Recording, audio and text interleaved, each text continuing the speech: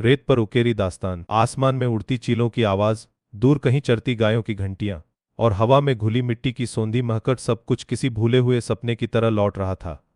हर कदम पर यादों की परतें खुल रही थीं। घर पहुंचते ही छोटी अंजलि, उसकी पोती नहीं पर दिल से पोती जैसी, भागती हुई आई। उसके बाल हवा में उड़ रहे थे, आंखों में वैसी ही चमक थी जैसी मीरा की आंखों में हुआ करती थी। दादाजी, आप आ गए, मुझे लगा अब नहीं आएंगे, अंजलि ने खुशी से कहा। उसकी आवाज में एक मासूम शिकायत थी। राघव ने बस एक मंद मुस्कान दी, शब्द जैसे उसके गले में अटक गए थे। कुछ कहना चाहा पर कुछ कह नहीं पाया। गांव, यह घर, यह मिट्टी, सब कुछ उसे उस एहसास से भर रहा था जिसे उसने इतने सालों तक दबाए रखा था। रात का खाना निपटाकर अंजलि उसके पास आ बैठी। दादाजी, आप बहुत चुप चुप रहते हैं, क्या आपको गांव अच्छा नहीं लगता? उसने भोली आंखों से पूछा। राघव ने एक लंबी सांस भरी। गांव अच्छा क्यों नहीं लगता बेटी, यही तो मेरी सांसें बसी हैं, उसने धीमी भारी आवाज में कहा। अगली सुबह राघव जल्दी उठ गया। पुरानी यादों की तलाश में उसके पैर अनायास ही गांव की उन गलियों में चल पड़े जहां कभी मीरा के साथ उसके सपनों की दुनिया बसी थी। वह पहले नदी के किनारे पहुंचा जहां बरसों पहले बबूल के पेड़ के नीचे मीरा अपने घने बालों को खोलकर पानी में पैर डाले बैठा करती थी। उस नाम में कितनी मिठास थी, कितनी कसक।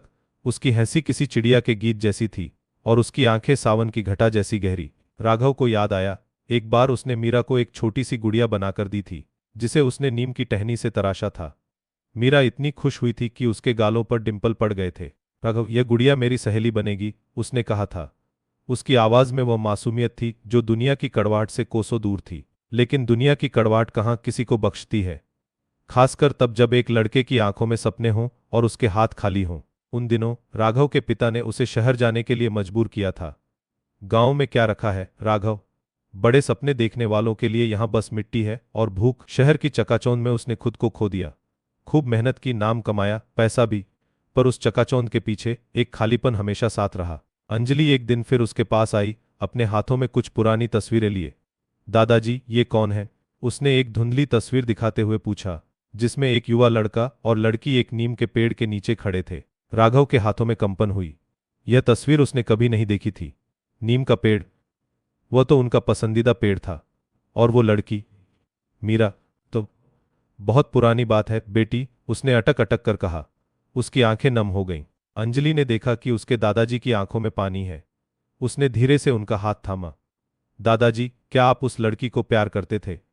उसकी आवाज में कोई जजमेंट नहीं था, बस सच्ची जिज्ञासा। राघव ने आंखें मूंद लीं। कैसे बताए वो इस बच्ची को उस प्यार की गहराई, उस अलगाव की पीड़ा, उस अधूरेपन का दर्द जो इतने सालों से उसके सीने में दफन था। बेटी, इतना प्यार करता था कि उस प्यार को कभी भुला न सका। उसकी आवाज एक धीमी फुसफुसाहट में बदल गई। उस रात अंजलि ने उसे मीरा की कहानी सुनाने के लिए कहा। राघव ने धीरे धीरे अपनी दास्तान खोली, एक एक करके परतें हटाते हुए, जैसे बरसों पुरानी धूल झाड़ रहा हो। मीरा और उसकी कहानी एक ऐसी नदी की तरह थी जो बहती तो रही पर कभी सागर तक पहुंच न सकी। उनके बीच गांव की सामाजिक दीवारें खड़ी थीं, जाति, परिवार का सम्मान और राघव का भविष्य। पिताजी ने कहा, मीरा अच्छी लड़की है पर हमारे बराबर की नहीं। तू शहर जा, अपना नाम बना, फिर तुझे जो चाहे मिलेगा। राघव ने धीमी कटी हुई आवाज में कहा। वह शहर गया, सोचा था लौटकर मीरा को अपना बना लेगा, पर शहर की गलियों में खोकर वह गांव की पगडंडी का रास्ता ही भूल गया। पैसा आया, इज्जत मिली, पर दिल का वह कोना हमेशा खाली रहा जहां मीरा की हंसी गूंजनी थी। तो क्या मीरा ने शादी नहीं की? अंजलि ने पूछा। उसकी आवाज में एक अजीब सा डर था। कली थी बेटी, गांव के ही एक आदमी से, सुना है खुश भी रही, पर उसकी आंखों में वह चमक फिर कभी नहीं दिखी। राघव ने अपनी आंखें पोंछते हुए कहा। अंजलि चुप हो गई। उसे महसूस हुआ कि कुछ कहानियां सिर्फ दुख देती हैं, उनका कोई सुखद अंत नहीं होता। अगले दिन राघव ने अंजलि को अपने साथ गांव के उस छोर तक चलने को कहा जहां एक पुराना बरगद का पेड़ खड़ा था। यह पेड़ भी उनकी प्रेम कहानी का गवाह था। बरगद के नीचे पहुंचकर राघव थम गया। पेड़ की जड़ें, जो धरती में गहरी धंसी थीं, उसे मीरा की याद दिलाती थीं। उसकी स्मृतियां भी तो ऐसे ही उसकी आत्मा में धंसी थीं। इसी पेड़ के नीचे हमने कस्में खाई थीं। राघव ने एक पत्ती उठाकर उसे हथेलियों में मलते हुए कहा। उसकी आवाज में दशकों पुरानी कसक थी। अंजलि ने देखा कि पेड़ के तने में एक छोटा सा छेद था जिसके भीतर एक धुंधला सा पुराना रेशम का रुमाल अटका हुआ था। दादाजी, यह क्या है? अंजलि ने पूछा, उस रुमाल की ओर इशारा करते हुए। राघव की आंखें चमक उठीं, फिर एक उदास परछाई उन पर पड़ गई। यह मीरा का रुमाल है, हमने यहीं छुपाया था। हमारी मोहब्बत की निशानी। रुमाल पर आज भी रा और मी के अक्षर हल्के से उकेरे हुए थे, जैसे समय की मार भी उन्हें पूरी तरह मिटा न सकी हो। अंजलि ने रुमाल को धीरे से राघव के हाथ में रखा। राघव ने उसे अपनी आंखें बंद करके अपने माथे से लगाया, जैसे बरसों के बिछोह के बाद वह मीरा को छू रहा हो। यह सिर्फ एक रुमाल नहीं बेटी, राघव ने अपनी आंखें खोली, उनमें एक अजीब सी शांति थी।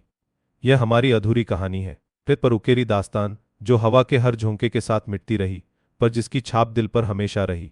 उसने रुमाल को फिर से बरगद के पेड़ के छेद में रख दिया। कुछ कहानियां कभी खत्म नहीं होती, बस हवा में घुल जाती हैं, और हम उन्हें महसूस करते रहते हैं। सूरज ढल रहा था। गांव की औरतें अपने घरों को लौट रही थीं, सिर पर पानी के घड़े लिए। बच्चों की किलकारियां हवा में गूंज रही थीं।